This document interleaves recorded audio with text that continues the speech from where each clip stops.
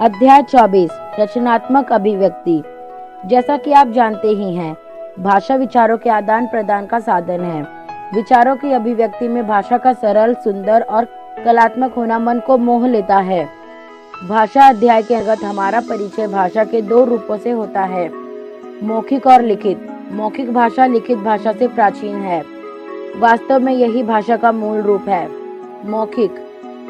मौखिक अभिव्यक्ति में इन बातों पर ध्यान देना होता है कि शब्दों का उच्चारण स्पष्ट और शुद्ध हो तथा भाषा में उचित प्रवाह और ठहराव हो। विद्यालय में या किसी विशेष अवसर पर मौखिक अभिव्यक्ति के अवसर तो मिलते ही रहते हैं।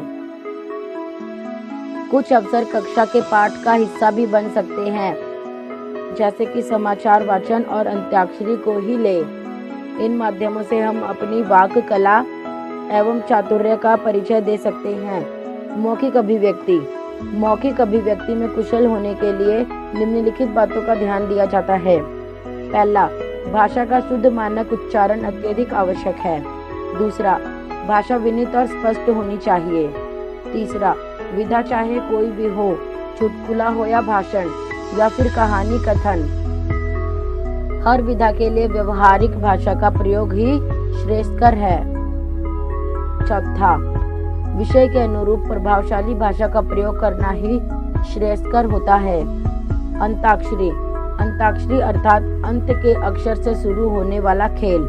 इस खेल में कविता, गाना आदि विषय लिए जाते हैं। इसमें कक्षा को दो समूहों में बांट लीजिए। पहले समूह का एक सदस्य एक कविता बोलेगा, दूसरे समूह का कोई एक सदस्य उस कविता के अंतिम अक्षर से शुरू होने वाली कविता सुनाएगा। इसी प्रकार यह क्रम बढ़ता जाएगा। जैसे समूह 1, बैठे बैठे क्या करे, करना है कुछ काम, शुरू करो अंताक्षरी लेकर प्रभु का नाम। समूह 2, म से शुरू होने वाली कविता, मेरे तो गिरधर गोपाल। समूह 1, समूह 2। इसी प्रकार खेल तब तक आगे बढ़ता रहेगा जब तक कि कोई समूह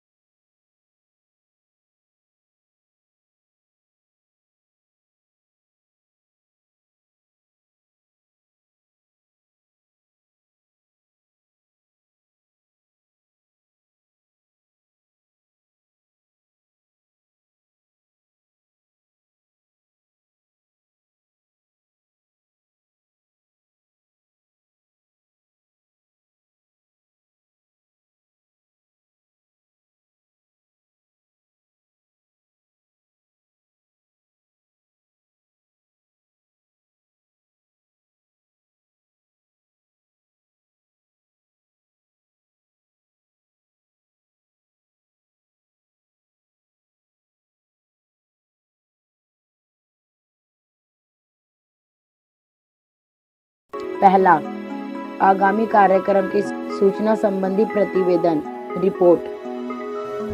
दिनांक 12 अगस्त 2000 को कवि मैथिली शरण गुप्त को श्रद्धांजलि प्रदान करने हेतु स्कूल के प्रांगण में एक आम सभा एवं काव्य गोष्ठी का आयोजन किया गया। इस अवसर पर साहित्यिक समाज के गणमान्य रचनाकार उपस्थित होंगे। आप सभी की उपस्थिति प्राधान्य है। दूसरा, हो चुकी घटना या कार्यक्रम का प्रतिवेदन। दिनांक 18 अप्रैल 2000 डीएवी विद्यालय सभागार में महिला सशक्तिकरण पर विचार गोष्ठी व फिल्मी प्रदर्शन का आयोजन किया गया। कार्यक्रम की अध्यक्षता डॉक्टर आशा अग्रवाल ने की। जाने माने शिक्षाविदों और समाज शास्त्रियों ने विचार गोष्ठी में भाग लिया। अंत में कार्यक्रम संचालन मदन सिसोदिया ने सभी अतिथियों के प्रति आभार प्रकट किया। सार लेखन। सार का अर्थ है मूल तत्व या निचोड़। सार लेखन कम शब्दों में पूरी बात कहने की कला और योग्यता का विकास करता है।